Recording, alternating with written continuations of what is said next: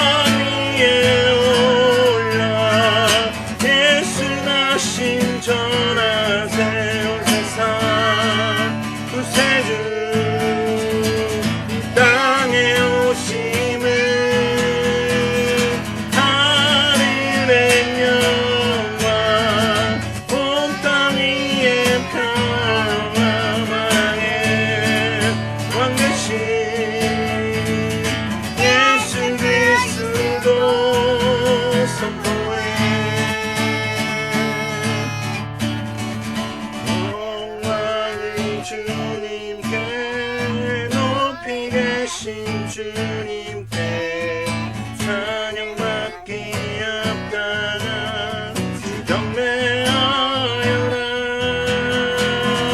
영광을 주님께 높이 계신 주님께 찬양받기 합당한 경배하여라.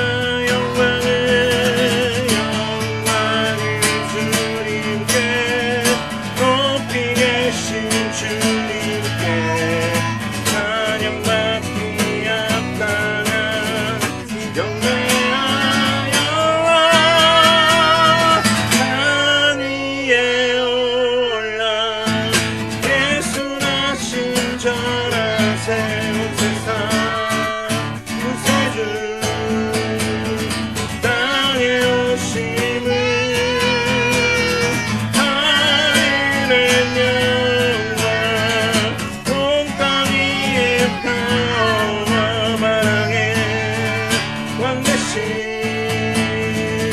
예수 그리스도 선포해. 참 반가운 성도여 나 이리 와서 뵈들래. 성 안에 가봅시다. 저 그의 눈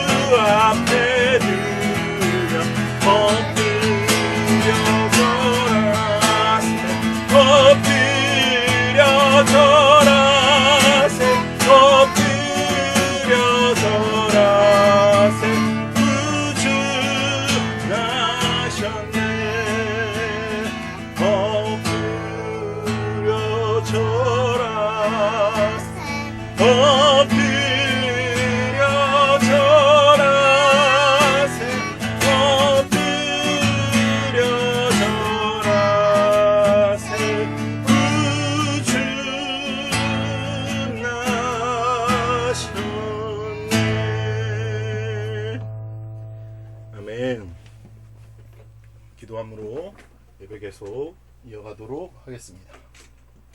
사랑이 많으신 하나님 아버지 감사합니다. 오늘 이 시간 주님을 경배하며 이 땅에 오신 주님을 찬양하며 예배로 시작합니다. 주님 오늘 예배 위에도 주님 좌정하여 주셔서 하나님의 말씀으로 임재하여 주시고 그 말씀이 우리의 심령과 골수를 찔러 쪼개는 경험을 할 수 있도록 주여 은혜 도와 주시옵소서. 부족한 종의 입술을 온전히 주장하여 주시옵고 우리가 주님 뜻대로 살지 못한 부분들이 혹시 있다면 알고 지은 죄 모르고 지은 죄 지금 주 앞에 모두 있는 그대로 내려놓으며 나아가오니 주님 영원한 속죄의 반석이신 예수 그리스도를 붙잡아 회개의 삶으로 우리를 초청하시고 또 그 회개를 기쁘게 누리는 사람들 에게 인도하여 주시옵소서. 감사 찬양 드리며 살아계신 우리 주 예수 그리스도 이름으로 기도드리옵나이다. 아멘. 네, 오늘 우리에게 주시는 하나님 말씀은 빌립보서 1장 6절부터 11절까지의 말씀입니다. 이제 빌립보서 1장 6절부터 11절까지의 말씀을 봉독해 드리도록 하겠습니다. 하나님의 말씀을 경청하십시오. 너희 안에서 착한 일을 시작하신 이가 그리스도 예수의 날까지 이루실 줄을 우리는 확신하노라. 내가 너희 무리를 위하여 이와 같이 생각하는 것이 마땅하니 이는 너희가 내 마음에 있음이며 나의 매임과 복음을 변명함과 확정함에 너희가 다 나와 함께 은혜를 참여한 자가 됨이라. 내가 예수 그리스도의 심장으로 너희 무리를 얼마나 사모하는지 하나님이 내 증인이시니라. 내가 기도하노라. 너희 사랑을 지식과 모든 총명으로 점점 더 풍성하게 하사 너희로 지극히 선한 것을 분별하며 또 진실하여 허물없이 그리스도의 날까지 이루고 예수 그리스도로 말미암아 의의 열매가 가득하여 하나님의 영광과 찬송이 되기를 원하노라. 아멘. 자, 오늘 본문의 말씀을 통해서 착한 일을 시작하신 이를 신뢰하라 라는 제목으로 하는 말씀을 전하도록 하겠습니다. 자, 오늘 본문 말씀은 빌립보 교회에 대한 바울 사도의 사랑이 가득 담긴 권면과 기도의 중보의 내용이라고 할 수 있겠습니다. 이제 우리는 이 바울 사도께서 권면의 말을 통해서 바울이 빌립보 교회에 당부한 바는 무엇인지 또 그것이 우리의 삶에 어떻게 적용되면 좋을지 함께 묵상해 보도록 하겠습니다. 오늘도 하나님의 말씀이 살아있어서 우리의 심령과 골수를 찔러 쪼개기까지 하는 경험을 하게 되시길 예수님의 이름으로 축복합니다. 자, 착한 일, 오늘 주제가 이제 착한 일을 시작하신 이를 신뢰하라 라고 제가 말씀드렸는데, 그러니까 착한 일이라고 하니까 또 일반적인 착한 일과 성경의 착한 일이 다르다라는 것도 짚고 넘어가야 되겠죠. 우리 안에 이런 오해들을 바르게 잡는 게 굉장히 중요하다고 생각합니다. 자, 착한 일이라고 하면은 보통 뭐 어떤 걸 생각하시나요? 저는 착한 일이라고 하면은 이런 장면들이 떠올랐어요. 지금 이 추운데 우리 명동에 가면 이 구세군 이 신자들께서 이렇게 모금 활동을 합니다. 빨간 냄비 이렇게 해가지고 저도 명동뿐만 아니라 뭐 번화가에는 다 있죠. 이렇게 종을 흔들면서 딸랑딸랑 딸랑딸랑 하면 이제 가서 이렇게 저 냄비에 빨간 냄비에 헌금하듯이 돈을 넣고 이런 기업들이 있습니다. 그래서 이렇게 자선을 베푸는 거를 착한 일이다라고 생각하는 경향이 있는 것 같아요. 성경을 읽을 때 하나님이 우리 안에서 자선을 하라고 착한 일을 시작하신 게 아니다라는 것을 우리가 생각을 해봐야 돼요. 물론 그게 착한 일이 아니다라고 말할 수는 없겠지만 성경에서 말하는 착한 일은 뭘까라는 거죠. 착한 일이라고 하면 보통은 우리가 일반적으로 생각하는 게 남을 돕거나 자기 희생적인 이야기를 말하는 것으로 착각하기 쉽다라는 겁니다. 근데 그게 착한 일이 아니에요? 라고 물어보면 착한 일이죠. 근데 그게 본질적인 착한 일은 아니다라는 거예요. 자, 본문에서 말하는 착한 일은 뭘까요? 본문에서 말하는 착한 일, 그건 바로 10절과 11절에 사도 바울께서 그 착한 일에 대한 설명을 적어놨다라는 겁니다. 자, 10절과 11절을 읽어보겠습니다. 너희로 지극히 선한 것을 분별하며 또 진실하여 허물없이 그리스도의 날까지 이르고 예수 그리스도로 말미암아 의의 열매가 가득하여 하나님의 영광과 찬송이 되기를 원하노라. 이게 착한 일이다라는 거예요. 이게 왜 착한 것일까요? 우리 안에서 일어나는 모든 착한 일은 예수 그리스도로 말미암아 의의 열매가 가득하게 되는 걸 말하는 거예요. 즉 아까 앞에 봤던 이 구세군 자선 냄비에 내가 자선을 베푸는 것도 예수 그리스도로 말미암아 의의 열매로 나타나야 되는 것이지, 내가 옛사람으로 착한 일을 하라고 했으니까 착한 일 해야 되겠다 해서 하는 거랑은 질적으로 본질적으로 다르다라는 것입니다. 내 안에 예수 그리스도께서 하시는 일을 내가 하고 싶어서 하는 것과 해야 되니까 하는 것은 천지 차이다라는 것이죠. 자기 희생, 자기 의가 들어가는 순간 함정에 빠지기 쉽다는 겁니다. 겉으로 보이기에는 같은 착한 일이에요. 그러나 그 본질, 내 그 자선을 행하는, 내가 착한 일을 행하는 동기를 우리는 살펴봐야 한다라는 겁니다. 그래서 우리가 일반적으로 생각하는 착한 일과 성경에서 말하는 착한 일의 차이점을 좀 구체적으로 한번 살펴보도록 하겠습니다. 자기의 의와 예수의 의, 이걸로 핵심이 갈린다라고 제가 말씀을 드렸습니다. 자, 자기 의로도 얼마든지 착한 일을 할 수 있습니다. 우리 비신자들, 비그리스도인들, 넌크리스찬들도 착한 일을 하는 사람 되게 많아요. 실제로 기부도 많이 합니다. 물론 기독교계에서 기부를 굉장히 많이 하고 있고 그렇지만 넌크리스찬 중에서도 평생 모은 돈을 이렇게 장학금으로 써달라 이런 경우들이 많아요. 그러나 오늘 본문에서 말하는 착한 일은 예수 그리스도로 말미암아 의의 열매가 가득하게 되는, 즉 옛사람은 죽었고 예수 그리스도로 사는 사람들에게 새로 시작된 하나님의 특별한 일하심을 말하는 것이다 라는 거예요. 그래서 바울은 10절에 지극히 선한 것을 분별하라고 말합니다. 지극히 선한 것, 이게 바로 착한 일의 시작입니다. 지극히 선한 것을 분별하는 것. 지극히 선한 것은 뭡니까? 선도 마찬가지예요. 선도 착한 선이잖아요. 근데 우리가 생각하는 게 선한 일, 착한 일 전부 다 우리의 행위에 초점이 맞춰질 때가 많다라는 겁니다. 그러나 선은, 착한 것은 사람의 양심이 아니에요. 그건 기준이 될 수 없어요. 왜요? 불변하지 않거든요. 변덕스럽거든요. 선의 절대적인 기준이 있다라는 겁니다. 선의 절대적인 기준 뭡니까? 하나님, 한 분 하나님, 아버지 하나님만 선하시다라고 이야기합니다.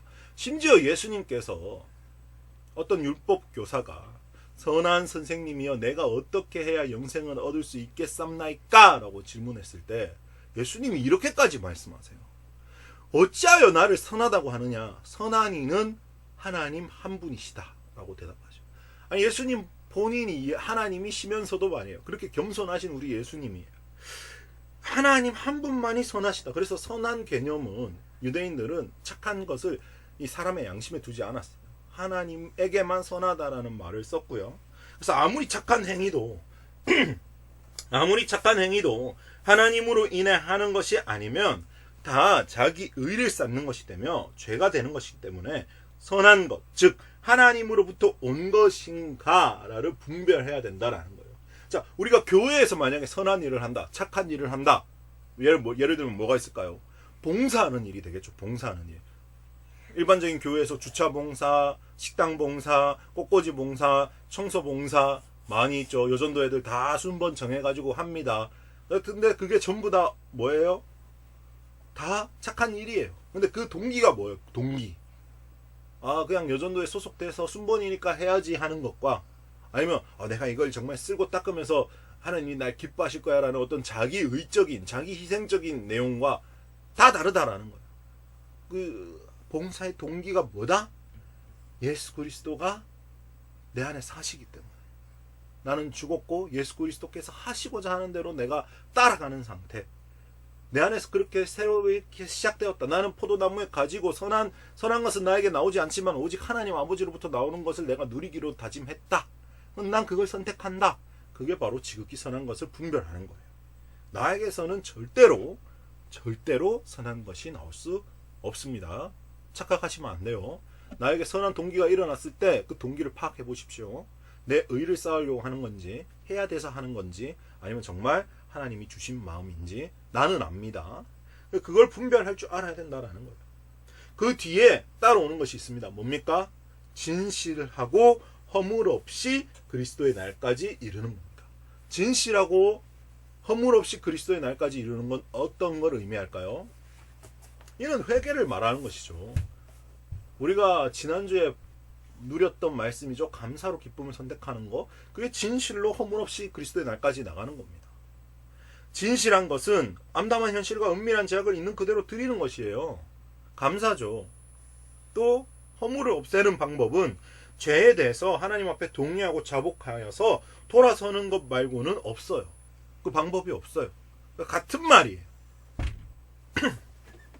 암담한 현실과 은밀한 제약을 있는 그대로 드릴 때 진실함이 우리에게 생깁니다. 하나님 앞에 가면을 쓸 필요가 없어지는 것이죠. 사람들 앞에 가면 쓰고 나아가지만 하나님 앞에서는 절대로 가면을 쓰면 안 돼요. 하나님 가면 너머 있는 나를 아시잖아요. 그러니까 하나님 앞에는 그냥 있는 그대로 진솔하게 나를 드러내고 나의 연약함을 그대로 인정할 때 그 연약함을 강함으로 바꾸시는 하나님을 신뢰하라라는 겁니다. 내 안에 이미 그렇게 일을 하기로 작정하신 분이 계시다라는 거예요. 나를 그 연약함에서 구원해 주시는 분이 계시다라는 거예요. 그분을 신뢰하라 이겁니다. 허물 없이 회개를 통해서. 성경에서는 이 회개의 삶을 누리는 것을 굉장히 강조합니다. 사람은 다 연약하기 때문에 죄를 지을 수 있어요. 그런데 그것을 내가 진실하게 하나님 앞에 그것과 나누느냐, 그것을 하나님과 나누느냐 안 나누느냐는 천지차이다라는 것이. 성경은 이 모든 은혜가 예수 그리스도로부터 왔다고 말씀하십니다. 예수 그리스도 인해서 우리가 이렇게 살 수 있는 권리를 획득했다라는 거예요. 그 권리를 포기하지 마십시오. 마귀는 그 권리를 우리를 박탈하려고 해요. 너희는 그 권리를 얻은 적이 없다라고 말해요. 여전히 죄를 짓고 죄 속에 거할 수밖에 없다라고 말합니다. 그러나 성경은 그렇게 말하지 않고 있다고요. 진실하게 하나님 앞에 나아가고 허물 없이 하나님 앞에 나아가는 방법을 예수 그리스도를 통해서 설명했다라는 겁니다. 우리 안에 착한 일은 시작하신 일을 신뢰하십시오. 그분이 누구십니까? 자격 없는 우리를 선택하신 분이십니다. 오늘 내 삶이 하나님 앞에 착하지 않았다고, 즉 하나님의 손을 쫓지 않았다고 절망하지 마십시오. 하나님께서는 그런 당신을 이미 알고 계시며 납득하시는 분이십니다. 그분 앞에 감추려 하지 마시고 모든 것을 나누십시오. 그게 바로 은혜의 삶이고 회개의 삶이고 하나님께서 우리에게 보장해 주신, 수천 번, 수만 번, 수억 번 보장해 주신, 무한대로 보장해 주신 하나님의 삶입니다. 제가 지인들과 이런 대화를 한 적이 있어요. AI가 간호사를 대체할 수 있을까? 여러분 흥미로운 주제 아니에요? AI가 목회자를 대체할 수 있을까? 여러분 흥미로운 주제 아닐까요? 어떤 토론을 봤거든요. 그런데 대체할 수 있다라고 주장하는 쪽과 대체할 수 없다라고 주장하는 쪽이 있는데, 대체할 수 있다라고 주장하는 쪽은 정신건강에 있어서 굉장히 큰 도움을 준다라는 거예요. 예를 들면 같은 질문을 AI한테 2,000번, 3,000번, 10,000번, 1,000번, 뭐 수천 번을 해도 AI는 사람한테 짜증을 내지 않는데요. 감정이 없잖아요. 사람은 똑같은 걸 물어보면 실증나고 짜증나고 막 그럴 수 있거든요. 그래서 하나님은 어떠세요? 하나님은 감정이 있지만 우리가 뭐 수천 번, 수만 번 물어보고 수천 번, 수만 번 넘어져도 사랑으로 우리를 사랑하시는 분이시다. 그것이 바로 우리 안에 착한 일을 시작하신 일을 신뢰하는 방법입니다. 여러분 포기하지 마십시오. 하나님 나를 포기하지 않으세요. 자, 히브리서 4장 15절에 이렇게 말씀하십니다. 우리에게 있는 대제사장은 우리의 연약함을 동정하지 못하실 이가 아니요 모든 일에 우리와 똑같이 시험을 받으시니로되 죄는 없으시니라. 예수 그리스도께서 이미 우리를 알고 계신다라는 거예요. 우리의 연약함 다 이해하신다라는 거예요. 그래서 이거를 뭐 방패 삼아서 연약하게 계속 살아라 이렇게 말하지 않습니다. 그 연약함을 하나님과 나누라고요. 그게 친밀함입니다. 그게 교제고 기름 부으심을 의지하는 거예요.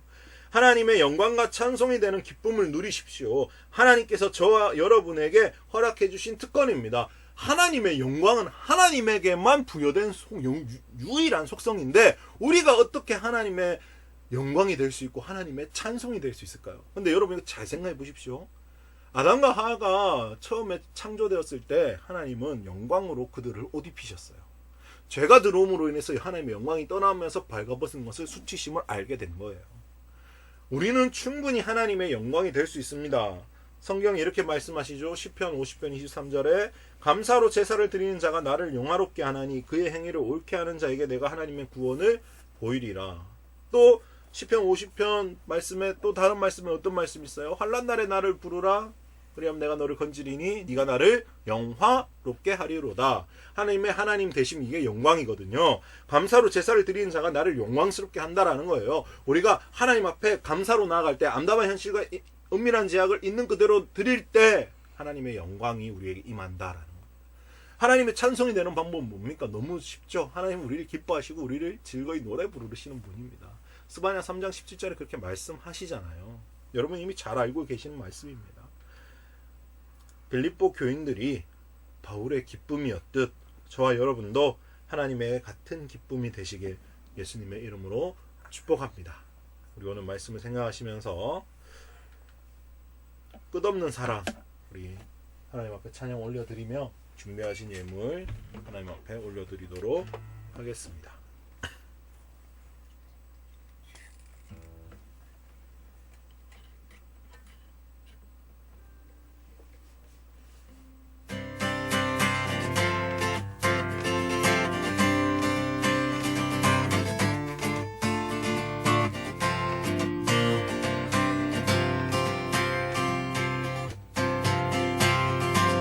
하늘보다 높은 주의 사랑, 주에서 주잡이 내려 영원한 사랑 알게 하소서.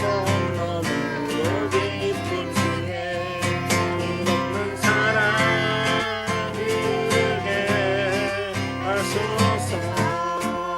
주 사랑 더 알게 하소서.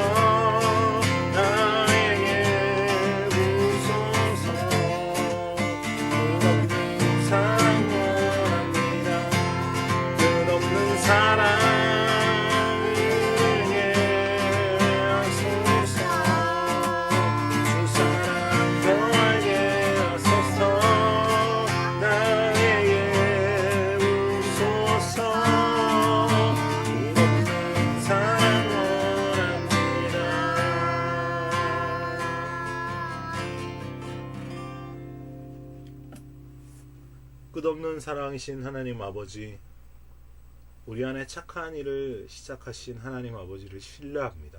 우리는 비록 연약하고 넘어질 수밖에 없는 육신을 입고 있지만 그 죄에서 구원하시기 위해 우리 예수님을 이 땅에 보내주신 하나님을 신뢰합니다.